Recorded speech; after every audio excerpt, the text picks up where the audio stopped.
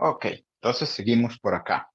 Lo que les decía es, bueno, pues la diapositiva 18 tenemos el ejercicio ahí, que es, bueno, es capítulo 10, 2.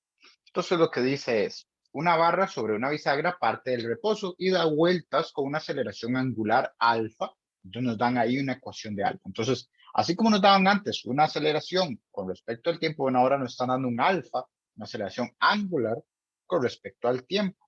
¿Ok? Donde dice, donde t están segundos y vean que alfa estaría en radianes sobre segundo al cuadrado.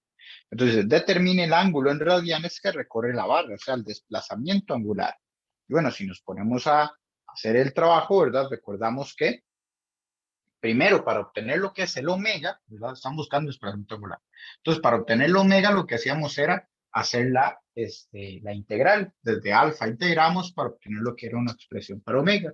Y después la expresión de omega la integramos para obtener lo que era la posición, ¿verdad? O en este caso será la posición angular. ¿Okay? Entonces, básicamente lo que hay que hacer ahí es integrar dos veces. Entonces, tenemos el alfa y entonces decimos que omega final menos omega inicial, que era cuando integramos, es entonces la integral de ese alfa con respecto al tiempo. Y aquí es de 0 a t, que es de t' para que el límite no sea igual que la variable. Pero vean que en este caso me dicen, y ahí lo dice el ejercicio, parte del reposo. La barra sobre la bisagra parte del reposo. Entonces eso significa que esto de aquí tiene que ser 0. ¿Okay? Y entonces así ya podemos llegar a obtener lo que es el omega f. Entonces será nada más la integral de ese alfa que nos están dando. Que bueno, el alfa dice que es 10 más 6t. Bueno, pues entonces su integral va a ser 10t más 6 medios, que sería 3, ¿verdad? T cuadrado. ¿Okay? 6t cuando se integra es 6 medios t cuadrado, entonces 6 medios es 3. ¿Ok? Entonces ahí tendríamos lo que sería ya la expresión para la velocidad angular. Bueno, ¿en qué estaría dado esto? Bueno, ¿cómo integramos? Recuerden que entonces aparece una parte de segundos, ¿verdad? Entonces vean que esto de aquí estaría en radianes sobre segundo. Radianes sobre segundo. ¿Okay? Toda esa expresión. Y ahora entonces, para obtener lo que es cita F menos cita I, que justamente es todo lo que estamos buscando, ese cambio, ¿verdad? O esa distancia, perdón, ese ángulo recorrido. Entonces, eso de ahí es integrar desde 0 hasta t, omega de t'. Y aquí, bueno, omega final, que fue lo que obtuvimos por ahí, ¿verdad? Entonces, eso será volver a integrar esto que está acá. Entonces, cuando integro esto, vea que sería t cuadrado medios, entonces va a ser 5t cuadrado. ¿Okay? Y aquí 3t cuadrado, entonces esto va a ser t a la 3, o sea, t al cubo tercios, y entonces el 3 se cancela con el otro 3, y esto me queda entonces nada más como t al cubo. Entonces sería la expresión que tenemos como el desplazamiento angular para cualquier momento, ¿verdad? Y bueno, eso de ahí, para cualquier tiempo t, esto de aquí vean que ya quedan radianes. Entonces, si yo lo que hago es que multiplico, ¿verdad? Un cierto tiempo por estos, o meto o sustituyo un cierto tiempo aquí, entonces voy a obtener cuál es el ángulo que se hace. Entonces ahí nos piden que lo hagamos para 4 segundos. Entonces aquí va a ser 5 por 4 al cuadrado más 4 al cubo. ¿Okay? Entonces ahí será 5 por 16 más 4 al cubo, que creo que es, 16 por 4 es 64. Pero bueno, entonces eso da 144. 144 radianes sería lo que se abriría ahí. Entonces ya delta cita para t igual a 4 segundos me dio 144 radianes. Entonces ahí lo que nos damos cuenta es que así como podemos hacer con las cantidades traslacionales, pues también podemos hacer aquí, ¿verdad? Lo que sería la parte de, si salgo de un alfa, puedo obtener omega y cita a partir de integrales. Si estoy en cita, entonces derivo para obtener omega y alfa. ¿Claro? Y si estoy en omega, entonces derivo para obtener alfa e integro para obtener cita. Entonces puedo hacer exactamente lo mismo que hacía ahí en la otra. O sea, este tipo de ejercicios ya los habíamos hecho, por decirlo así, pero los hacíamos con la parte traslacional y los hacíamos, sí, pensando en la parte traslacional, justamente. Entonces son básicamente lo mismo, solo que ahora pensando angularmente. O sea, en lugar de poner metros, ponemos radianes.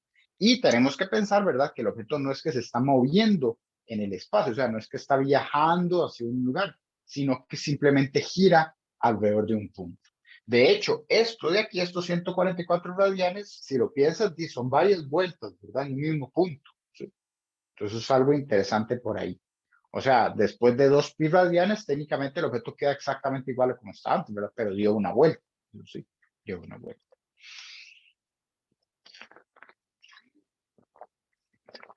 Pero bueno, entonces eso es lo que tenemos por ahí. Claro. Como que se le está jugando el... Ajá, sí. Está jugando el agua a la botella. Bueno, entonces eso es lo que tenemos por ahí. Entonces, si nosotros tenemos esto, ¿verdad? Y podemos decir, ok, bueno, pues si yo llego y aplico las derivadas, yo obtengo las siguientes cantidades, o si yo lo que hago es más bien integrar, obtengo las cantidades que tenía abajo, ¿verdad? Por decirlo de alguna forma. Entonces significa que puedo aplicar algunos de los modelos que tenía para la parte translacional, pero ahora vistos obviamente desde la perspectiva angular, ¿verdad? O sea, son parecidos las estructuras de las fórmulas, por decirlo así, pero pensadas ahora angularmente. Y entonces de ahí viene lo que es, por ejemplo, lo que está en la diapositiva 19, que sería ahí el objeto rígido bajo aceleración angular constante. Entonces, esto es un objeto que está rotando con una aceleración uniforme, o sea, rotación uniformemente acelerada, se podría decir. Como el movimiento rectilíneo uniformemente acelerado, bueno, entonces ahora es rotación uniformemente acelerada, o sea, con aceleración angular constante. ¿Lo ven? Entonces vean que ahí lo que aparecen son ecuaciones que podemos, o sea, si ustedes hacen esta relación que tenemos aquí, esto que tenemos acá, alfa con A, omega con V, delta, zeta con delta R o zeta con R, se dan cuenta de que esas 4 ecuaciones que están en la diapositiva 19 son básicamente las que teníamos para MRUA, ¿ok? Movimiento electrónico uniformemente acelerado, pero ahora visto en la parte angular. Entonces antes era velocidad final es igual a velocidad inicial más aceleración por tiempo. Bueno, ahora es velocidad angular final es igual a velocidad angular inicial más aceleración angular por tiempo. ¿No? Y así con las otras que di, pues se volvería muy, muy largo, ¿verdad? De llegar y mencionarlas, pero, o sea, o hacer la comparación, pero vean que es ahí cita F igual a cita I más, más omega I T más un medio es alfa T cuadrado y así con todas las otras, ¿verdad? Son básicamente iguales a las que ya hemos visto, solo que ahora pensando angularmente, ¿no? Angularmente. Entonces, la comparación es básicamente la misma. O sea, si ustedes se ponen a hacer ejercicios de esta parte, van a ver que es el mismo procedimiento que hicimos antes, solo que ahora con la parte angular. Es básicamente esa la diferencia. ¿Ok? Y de hecho, bueno, si ustedes se van a la diapositiva 20, se puede ver ya ahí explícito lo que es la diferencia, perdón, la comparación, ¿verdad?, entre unas y otras. ¿Lo ven? Entonces ahí está. Objeto rígido bajo aceleración constante y esa aceleración siendo angular, ¿verdad? O sea, bajo una rotación ahí. Y la partícula bajo la aceleración constante que es traslacional, ¿verdad? Que es lo que está ahí en la parte derecha de esa tabla. Y vean ahí como son básicamente idénticas, solo que pues una en angular y la otra en translacional. ¿No? Entonces sigue la misma propiedad, sigue lo mismo de eso. Entonces, si ya habían practicado esta parte bastante en lo que era, y pues para el primer examen, ¿verdad? Que estaban haciendo ahí todo esto, la parte ahí de posición cinemática, digamos así, si ya lo habían practicado bastante, pues entonces esta parte no les va a costar. Si les está costando cinemática, entonces van a tener que ponerle, ¿verdad? Porque al parecer la pesadilla volvió, ¿sí? Entonces, pues tienen que volver a trabajar ahí o a refinar lo que sería esa parte, pues para que les salgan estos ejercicios. Pero sí, o sea, lo que voy es que si le saliera un ejercicio, no puedo garantizar que le salga, ¿verdad? Porque como el examen abarca tanto, ¿verdad? Por ser este verano, se tiene que reducir la cantidad de exámenes. Entonces eso hace que estén más cargados. No puedo garantizar que haya alguno de estos en el examen, pero si lo hubiera, pues vean que pues se trabaja muy parecido a la parte cinemática, ¿sí? Muy, muy parecido. ¿Sí? Pero bueno, ¿alguna duda hasta ahí?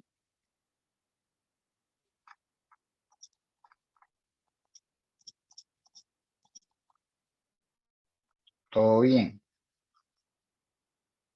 ¿Sí? Entonces, bueno, pues ahí en la diapositiva 21 está el ejercicio 4, que ven que de hecho es un ejercicio sencillón, ¿verdad? Nada más lo que quiero es ilustrar en el hecho de que es básicamente lo mismo que hemos hecho antes. Vean, una pieza de una máquina gira a una rapidez angular de 0,06 radianes por segundo. Dice, luego su rapidez se incrementa, perdón, luego se incrementa su rapidez a 2,2 radianes por segundo con una aceleración angular de 0,7 radianes sobre segundo cuadrado. Dice, encuentre el ángulo a través del cual la pieza rota antes de alcanzar esta rapidez final. Entonces lo que nos están pidiendo es cuánto rota, ¿okay? Cuánto ángulo rota, que antes era entonces cuánto espacio o cuánta distancia, cuánta distancia se trasladaba. Bueno, pues ahora lo podemos sacar pensando en las ecuaciones angulares. Vean que lo que nos están pidiendo es entonces el cambio en el ángulo, ¿sí? Cuánto rotó. ¿Okay? Y lo que yo tengo ahí o lo que me dan son el omega inicial, el omega final y el alfa. Entonces ustedes si quieren se van a lo que son las diapositivas, ya sea la 19 o la 20, buscan la fórmula y se dan cuenta de que hay una que tiene omega alfa, omega i, omega f, alfa y la diferencia entre ambos, ¿ok? Lo que sería un delta zeta o simplemente zeta f menos zeta i. Entonces, de hecho, aquí la estoy viendo, en la diapositiva 20 está dada como la 10.8, dice ahí. Y esa es, vean que dice omega f al cuadrado es igual a omega i al cuadrado más 2 alfa por la resta de los ángulos, donde la resta de los ángulos, el delta zeta, sería lo que nosotros estamos buscando. Esa es nuestra incógnita. Entonces nada más vamos a borrar aquí un toquecito y vamos a poner esa ecuación y simplemente vamos a despejar entonces el zeta. Bueno, ya ahí sale. Entonces nada más, y como les digo, ilustrativo, el ejercicio es muy rápido, pero es como para demostrar que lo que vamos a ver aquí no es la gran cosa, no es algo muy nuevo que digamos. O sea, la parte ahí de esto, de cinemática angular, por decirlo así, pues es muy parecido a lo que ya hemos visto en cinemática traslacional, que simplemente llamábamos cinemática. Entonces lo que tenemos ahí es omega f cuadrado es igual a omega i al cuadrado más 2 alfa, y aquí delta zeta. Voy a poner nada más delta zeta, ¿verdad? ¿Qué es lo que estamos buscando? Por delta zeta. Entonces, eso es lo que hay que despejar, delta zeta. Entonces, vean que si yo paso esto a restar y esto después a dividir, ¿verdad? Primero a restar esto.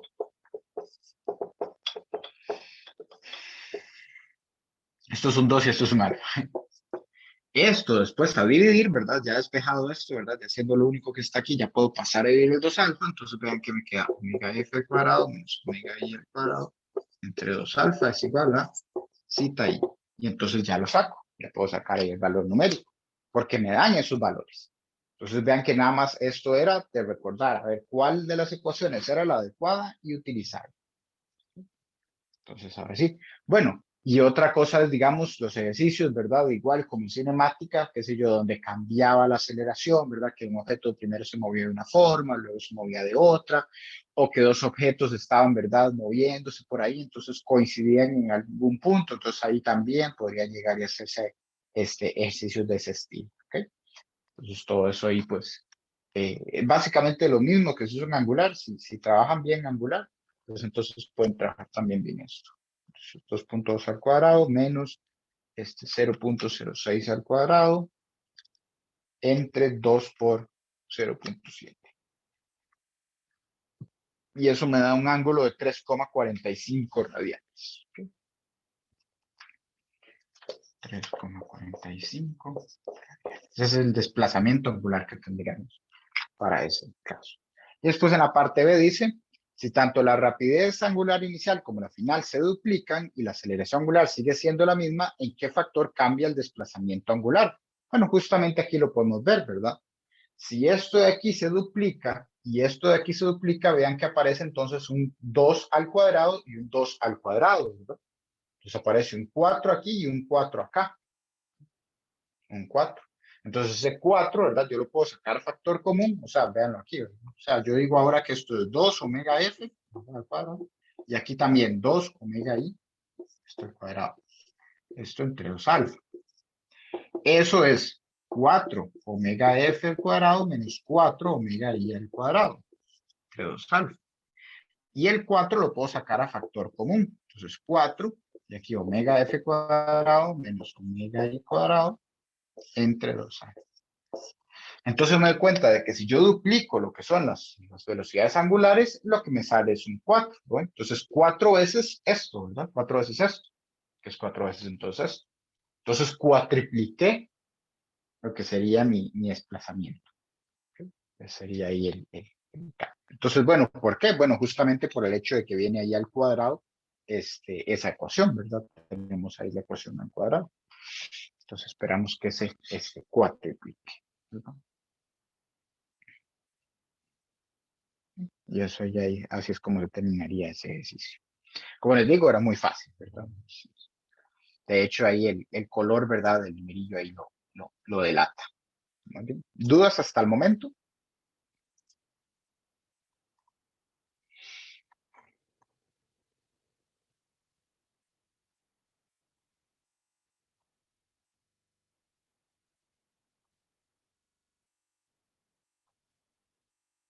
¿Todo bien? ¿Ok?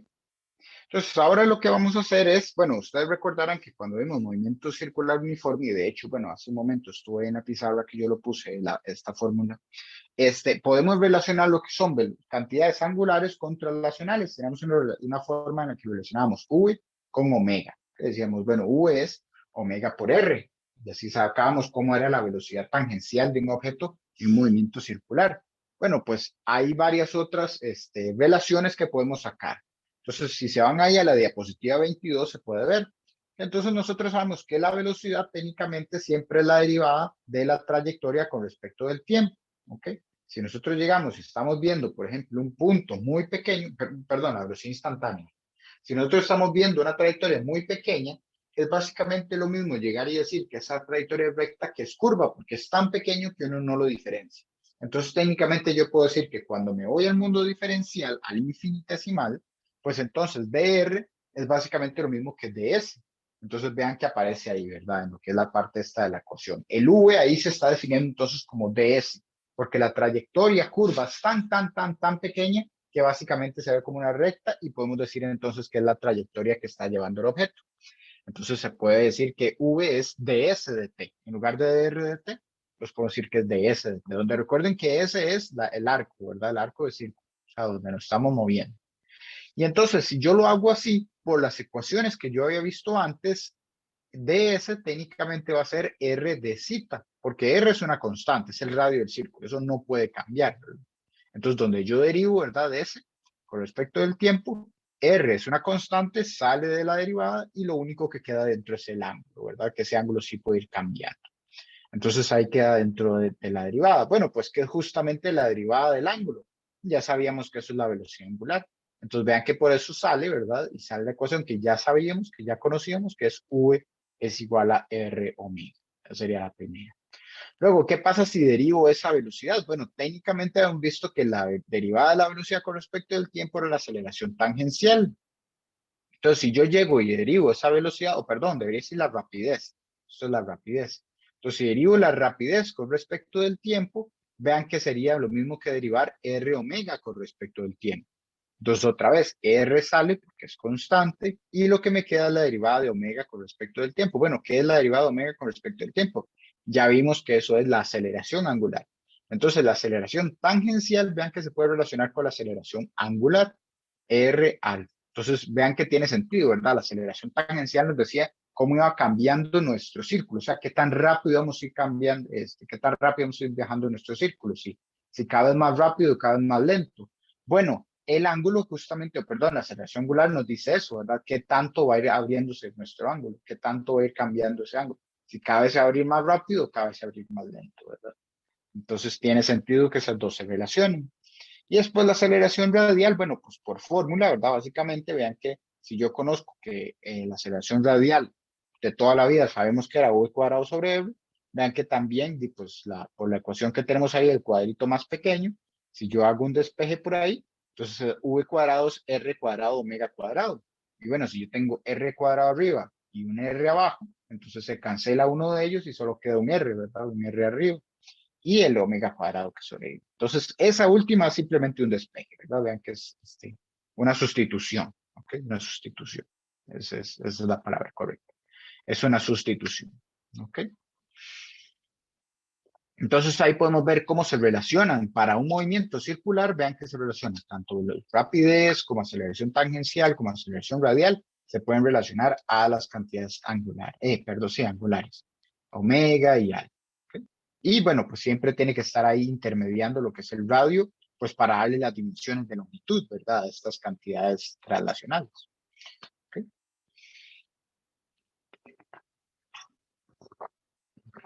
Y bueno, recordamos que si yo quiero sacar la aceleración total, tengo que sumar las dos aceleraciones, ¿verdad? La tangencial y la radial. Bueno, pues entonces, si yo me pongo a ver lo que sería la magnitud de la aceleración total, vean que será, bueno, pues la raíz, ¿verdad? El Pitágoras de toda la vida, y entonces yo puedo llegar y hacer un pequeño despeje, ¿verdad? Donde lo que me doy cuenta es que el R puede salir a factor común y puede salir de la integral, y el alfa, ¿verdad? Y el omega que venía con esas aceleraciones, por como lo vimos antes, bueno, eso sí quedan ahí en la raíz. Entonces puedo sacar lo que es la magnitud de la aceleración utilizando también cantidades angulares. Entonces, ahí. Realmente nunca he visto un ejercicio donde se utiliza esa fórmula, la de la diapositiva 23, pero es importante, ¿verdad? Saber que se puede hacer, ¿verdad? Es posible, por lo menos. Entonces, pues sí, por ahí eso. ¿Ok? ¿Alguna duda hasta el momento?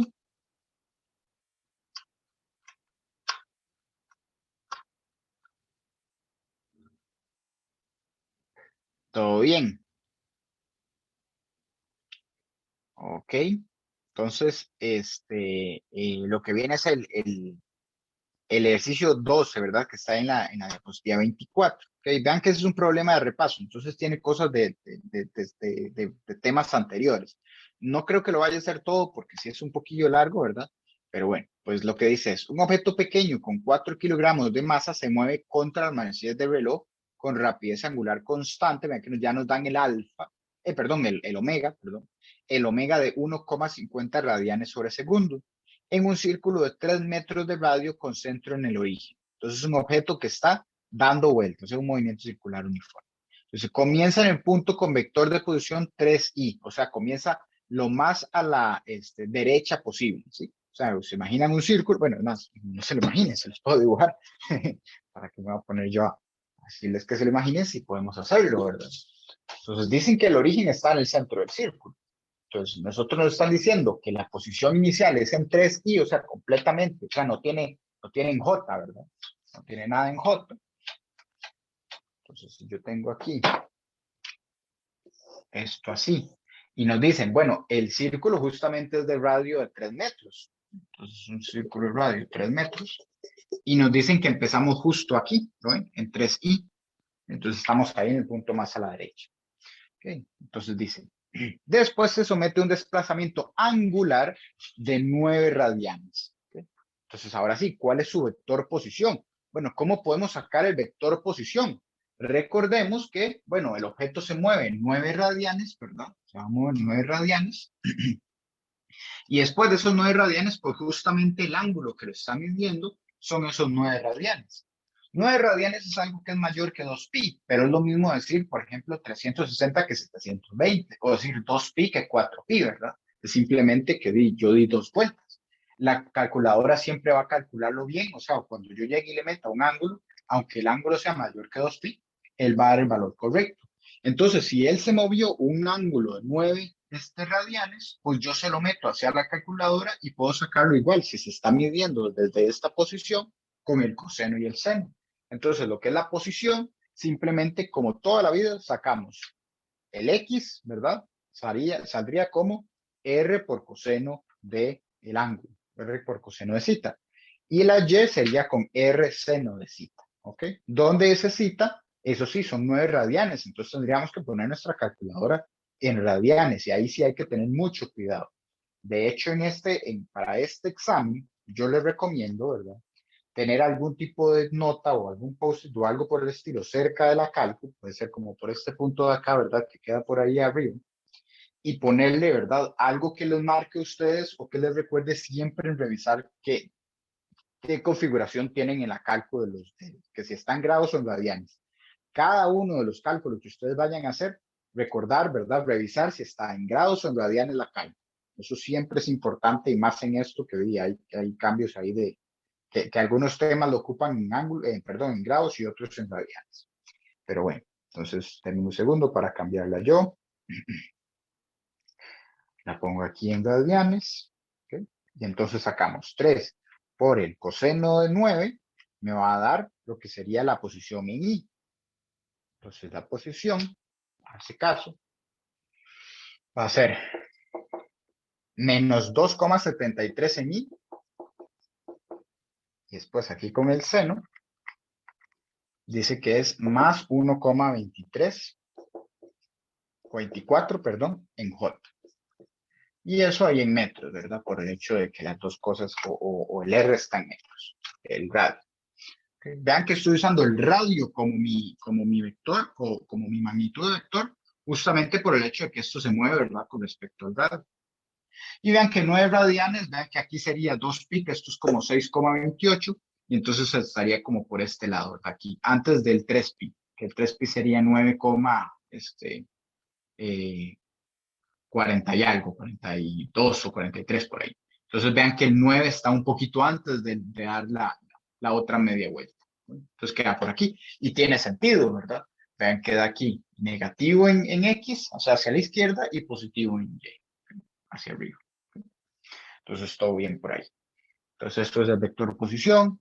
Luego dice, ¿en qué cuadrante se ubica la partícula y qué ángulo forma su vector de posición con el eje positivo X? Bueno, justamente ya sacamos lo que sería en qué cuadrante está en el segundo.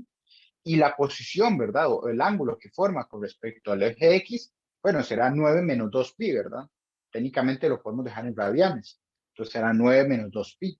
Entonces 9, ¿verdad? Porque aquí lleva 6, y resto, ¿verdad? Entonces aquí lleva los 9, ¿verdad? Entonces 9 menos 2pi me da 2,72 por ahí, 2,72 aproximado. Entonces el ángulo que se forma de aquí hasta donde está el objeto, ¿verdad? Este ángulo de aquí, este ángulo de acá. Bueno, no voy a ponerle cita porque no es el ángulo cita es 9. Entonces ese ángulo que se está formando por ahí dice que es de 2,72 radianes. 2,72 radianes. ¿Okay? Lo podríamos pasar a ángulos si quisiéramos, ¿verdad? Recuerden que nada más se tendría que multiplicar por 180 grados y dividir entre pi, si quisiera pasarlo a grados. Pero bueno, entonces, ¿cuál es su velocidad? Bueno, pues la velocidad, recuerden que está como omega por R, entonces va a ser 1,5 por 3, o sea, 4,5. ¿Okay? ¿En qué dirección se mueve? Bueno, se está moviendo en contra de manecillas del reloj, ¿verdad? Si ya lo que queremos sacar es exactamente la dirección de la velocidad, ¿okay? La dirección de la velocidad, tendríamos que entonces sacar ahí lo que es la dirección tangencial. Pero sí, eso se vuelve ya más complicadillo, ¿verdad? Mm, sí. A ver, técnicamente se puede sacar. Ujú, sí, se puede sacar, pero y para sacarlo se tiene que hacer un trabajillo ahí bastante extenso. Para ver que tengo de tiempo. Bueno, el asunto es que sabemos que el ángulo que se está abriendo, ¿verdad? Ellos dicen, ¿verdad? Que se abre un ángulo de 9 radianes. Bueno, ese ángulo, como la velocidad angular es constante, entonces esto es omega t, ¿verdad? Recuerden que omega f es igual a omega t más cita inicial. Esto es lo que pasa cuando tenemos una velocidad constante. Esto es básicamente igual a ver a MRU, pero ahora obviamente con movimiento angular. Bueno, entonces si partimos desde el punto aquí, desde el ángulo cero, entonces obviamente esto es cero. Entonces vean que yo puedo llegar y obtener lo que es omega t, o sea, yo puedo llegar y ver cuál sería ese tiempo. Entonces, a lo que voy es que técnicamente ustedes pueden llegar y decir, bueno, si R es R coseno de omega t, perdón, sí, R por el coseno del ángulo, que bueno, el ángulo ya vemos que es omega t, para la parte en X. Después, para la parte en Y es así. ¿Okay? Yo puedo llegar y sacar la derivada de esto. Entonces, esto va a ser la derivada de esta parte. ¿Cómo se deriva esto con respecto al tiempo? Bueno, R es constante luego sale el omega, ¿verdad? Y esto de aquí es seno de omega t en i. Y después a este lado igual, r es constante, saco un omega al derivar y esto se cambia a coseno. Y de hecho aquí, perdón, este de aquí es el que es con menos. Aquí este va con menos, porque la derivada del coseno es menos seno. Y aquí esto sí queda positivo, omega t. Así. Donde omega t otra vez sabemos que es 9, simplemente. Entonces podríamos sacar lo que es la dirección al saber ya cómo expresar esto en vector. Y si lo notan, vean qué curioso, ¿verdad? Es parte, ¿verdad?, de que todo cierre. Sáquenle la magnitud a esto. Es esto al cuadrado más esto al cuadrado. Vean que los dos tienen r omega al cuadrado, ¿verdad? Bueno, y la raíz. Entonces, estos dos tienen r omega al cuadrado. Entonces, puede sacar factor común y sale de la raíz como r omega. Y dentro de la raíz, ¿qué queda? Seno cuadrado más coseno cuadrado. ¿Y qué es seno cuadrado más coseno cuadrado? Alguien que me diga ahí, de un mismo argumento. ¿Qué era esa propiedad ahí trigonométrica? Seno cuadrado más coseno cuadrado.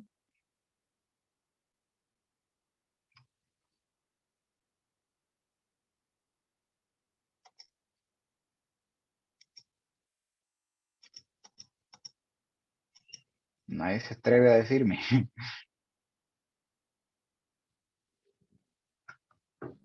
No era uno, profe, no me acuerdo. Correcto, correcto. Sí, seno cuadrado más coseno cuadrado es 1. Me preocupa que dijera al final, no me acuerdo, ¿verdad? Tienen que acordarse. O sea, si ustedes están en esta parte es porque, y bueno, no sé, supongo yo, ¿verdad? Que les falta todavía cálculo 2 y cálculo 3, ¿verdad? Pues, tienen que acordarse de todas estas cosas porque si no, pues obviamente no van a poder seguir ahí y con los cursos, ¿verdad? Pero bueno, o sea, no le den toda la cálculo, porque si no, pues, que, sí, para ver, digámoslo así, o tal vez es un poco grosero mencionarlo de esta forma, pero si ustedes dependen completamente de la calculadora, ¿en qué se diferencian ustedes de una computadora? ¿Verdad? O sea, ¿qué es lo que ustedes están aportando ahí o qué es lo que ustedes están dando al sistema? O sea, a lo que voy es que si el profesional en ingeniería se vuelve simplemente alguien que mete todo en la computadora, ¿por qué la computadora no podría hacerlo por sí misma, verdad? Entonces, pues, ¿por qué tendría yo que contratar ingenieros si puedo meter todo en la compu? Entonces ahí es donde, donde les recuerdo, ¿verdad? O les escudo de no se dejen ir, no se dejen depender demasiado de ese tipo de cosas, porque si no, pues, sus carreras se van. ¿Sí? Si algo lo puede hacer mejor en una compu, simplemente adiós, yo no lo contrato. ¿No? Entonces, no se confíen, no se confíen, muchachos. Eso siempre es importante, ¿verdad? O sea, donde ustedes pierden la parte de hacerlo por su cuenta, pues están diciendo que su trabajo lo puede hacer cualquiera. Pero bueno, entonces, sí, seno cuadrado más coseno cuadrado es 1.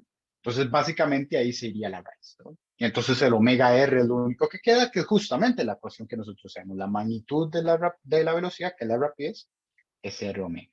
Entonces ahí queda. Pero bueno, entonces ahí está. Ahí se podría sacar la dirección perfectamente con eso. Y después la aceleración, pues justamente dice, hace otra vez haciendo ahí la siguiente derivada. ¿Verdad? Entonces ahí está. ¿Ok? Y bueno, la fuerza total es simplemente ahí multiplicar masa por aceleración. Entonces, no voy a hacer todos, como dije antes, ¿verdad? Y pues el chance en esta clase sí es bastante poco. Entonces, si tengo que ir corriendo, de hecho, todavía nos falta toda una presentación más. Entonces, voy a decir nada más, ¿dudas aquí?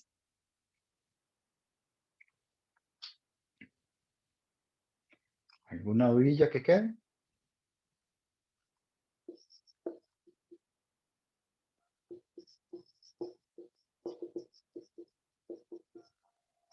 Perdón, que sería coseno. Todo bien. Entonces, nada más les voy a poner aquí, ¿verdad? Lo que sería la derivada de la velocidad, que es la aceleración. Esto en i, aquí menos r omega cuadrado, seno omega t, no importa. Vean que ahí estaría entonces el r y luego llega.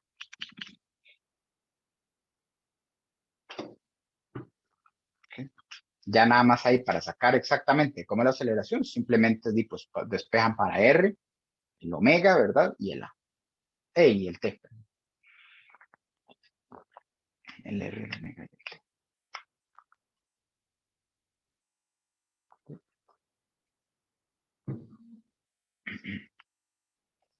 Ok.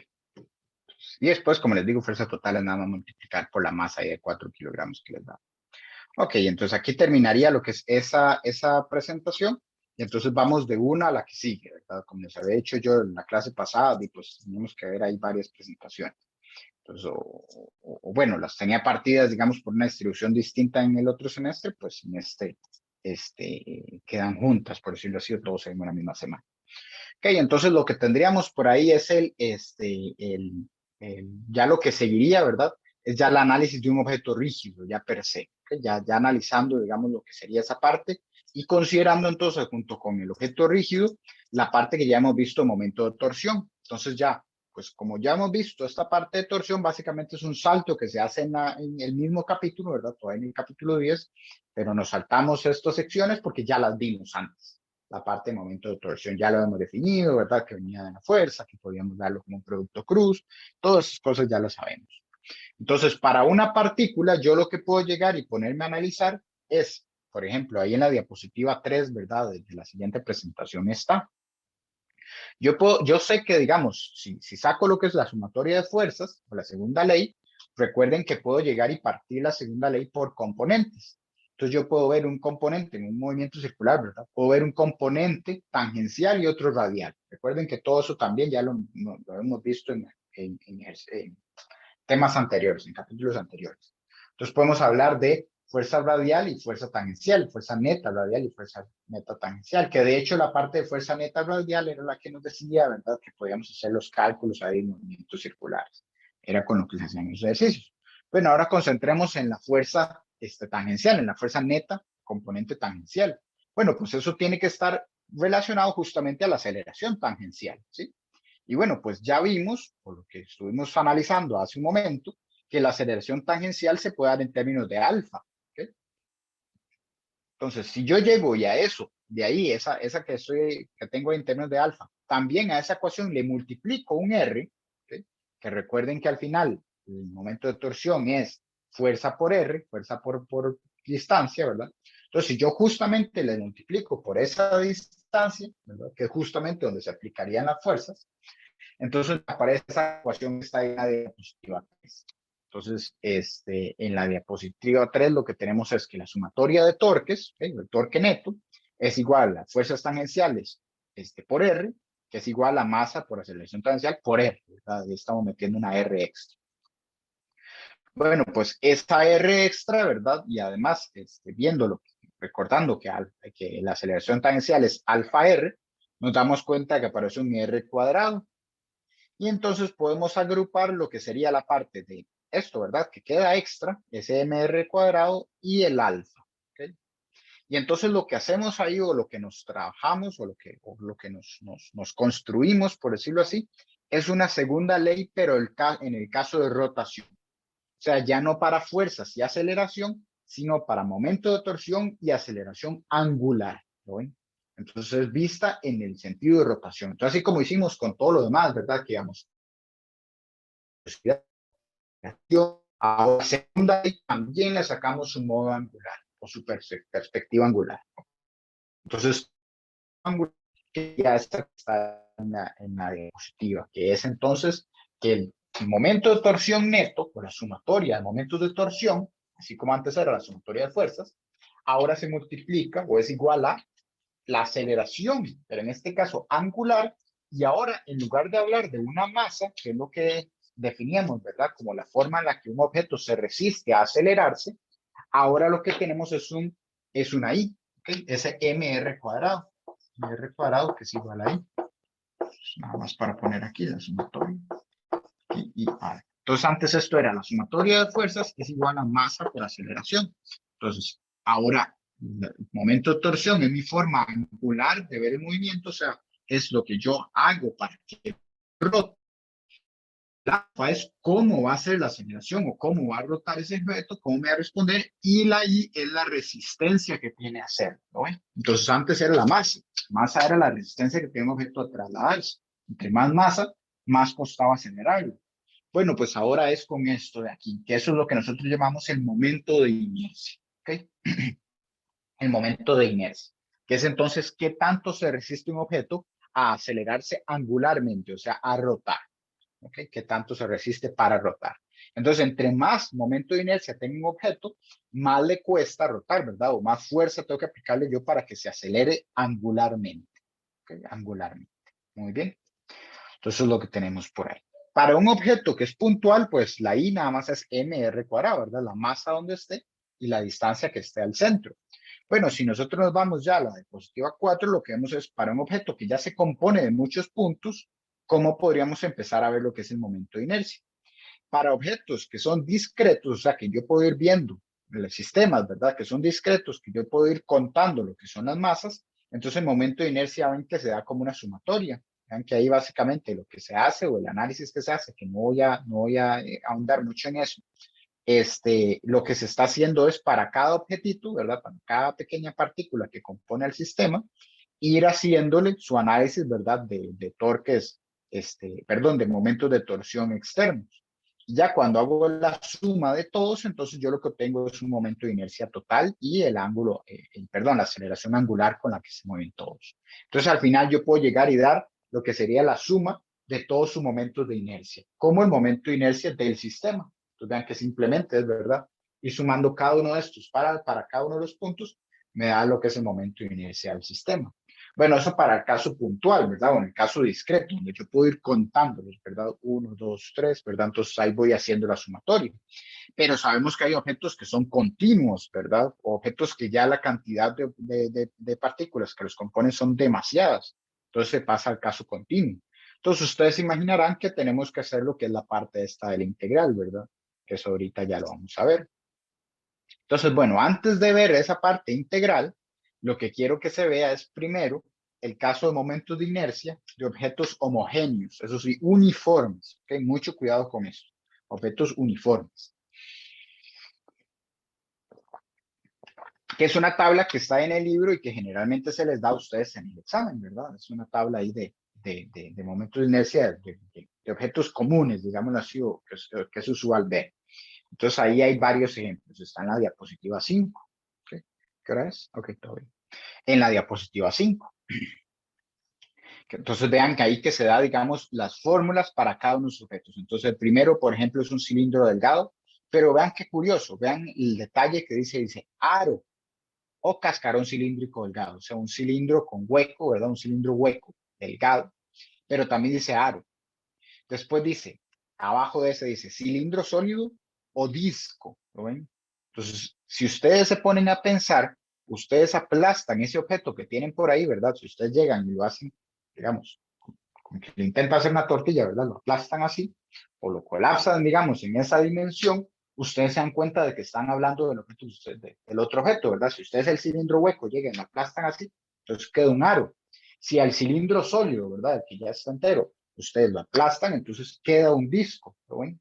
Queda un disco, entonces por eso es que tienen eso ahí. O sea, al parecer, cuando yo aplasto el objeto de esa forma, pues entonces estoy obteniendo lo que es justamente, o se mantendría lo que es el momento de inercia.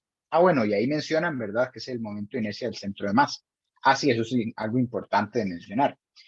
La masa de un objeto, sí, bastante importante mencionar, de hecho. La masa de un objeto, ¿sí? Esto de aquí, simplemente depende del objeto, ¿verdad? O sea, simplemente depende de propiedades del objeto, ¿verdad? ¿Qué masa tiene? ¿Cuánta cantidad de materia hay? En cambio, si lo notan, el momento de inercia depende de una distancia. Bueno, ¿qué es esa distancia? Esa distancia es al eje de rotación. Entonces, dependiendo de qué distancia yo tenga al eje de rotación, el momento de inercia puede cambiar.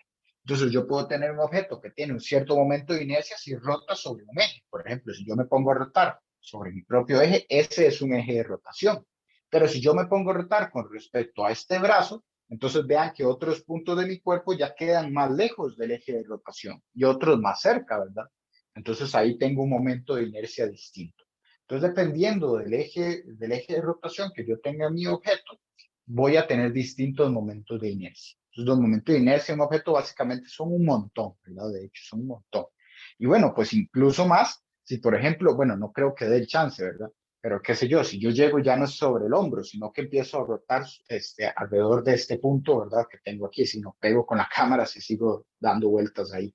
Pero bueno, si yo empiezo a rotar desde un punto más lejano, o aún más lejano, ¿verdad? Aquí ya entonces ya pego contra la pizarra, pero ustedes van entendiendo, ¿verdad? De que el eje de rotación puede estar en cualquier lugar. Y yo al rotar con respecto a él puedo tener distintos momentos de inercia. E incluso, bueno, pues ya sería muy complicado, ¿verdad? Pero yo podría poner un eje de rotación así, ¿verdad? Entonces yo intento rotar con respecto a eso. Obviamente no puedo, ¿verdad? No puedo levantarme ahí, ¿verdad? Suspenderme en el aire. Pero ustedes entienden, ¿verdad? De que hay distintas formas en las que puedo rotar con respecto a distintos ejes, múltiples ejes, básicamente todos los ejes posibles.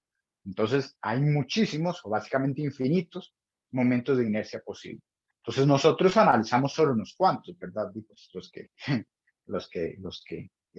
sé yo, los que hay en ejercicio, ¿verdad? Van a ser solo uno o como mucho dos, ¿verdad? Entonces aquí en esta tabla lo que se da son los momentos de inercia con respecto a un eje de rotación que pasa por el centro de masa del objeto de la forma en la que se está mostrando ahí. O sea, para esa línea negra, ¿verdad? Que es de donde está haciendo el eje de rotación.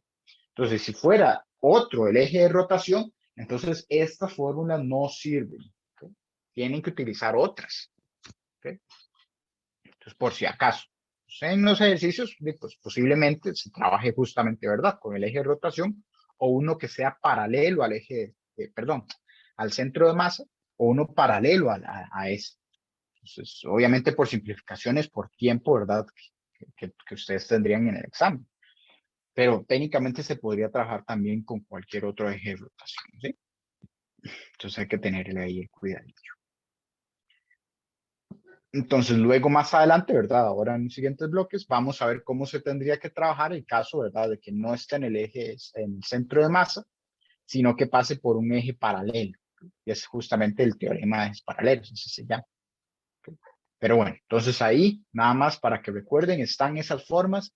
Lean bien lo que dice de cada una. Recuerden que esto es para objetos homogéneos, uniformes en densidad. O sea, si ustedes les dan en el examen un objeto que no es uniforme, o sea, que les dicen que su densidad no es constante, que depende de una ecuación y se las dan por ahí, ¿verdad? Y que esa ecuación va variando, ¿okay? Qué sé yo, varía con respecto a X, con respecto a Y o con respecto a algo, pero con solo que sea variable, esta tabla no les va a servir en ese enunciado, ¿sí? Esa tabla no les va a servir. Entonces los menciono así, lo dejo muy claro porque muchas veces les pasa. Que bueno, que ustedes se acostumbran, ¿verdad? Como buscar el formulario o buscar aquí la tabla y entonces aplican cosas que no se pueden hacer en ese ejercicio porque el objeto no es homogéneo. ¿Okay? Y esto solo aplica para homogéneos. Bien. Entonces, bueno, ahí está. Y bueno, pues para que vean la diferencia entre un eje y otro, ahí vean que en la barra delgada se dan dos ejes de rotación, se da uno justo en su centro y después otro en su extremo, y vean que el momento de inercia es distinto. El que es con respecto a su centro de masa, vean que es un doceavo de la masa del objeto por su longitud al cuadrado. Y en cambio, el que es a través del extremo, vean que es un tercio, o sea, es un poco más grande. Y de hecho eso siempre se cumple, ¿verdad? Si yo pongo el momento de inercia o el eje de rotación, perdón, con respecto al centro de masa, generalmente ese es el momento de inercia más bajo, ¿no? O el mínimo que puede tener en esa dirección. Cualquier otro eje de rotación que yo ponga va a tener un momento de inercia más grande. Y eso lo vamos a ver justamente con el teorema de ejes paralelos. Ahí se van a dar cuenta de lo que menciono. ¿Ok? Entonces, bueno, pues, ¿alguna duda que haya hasta el momento? Todavía nos falta ver unas cosas, pero ¿alguna duda?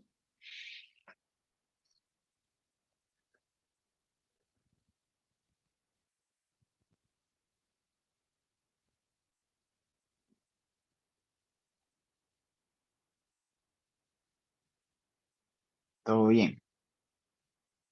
Ok, entonces, bueno, pues dejamos lo que es este otro ejercicio, ¿verdad? El que está en la día 6 para después del receso.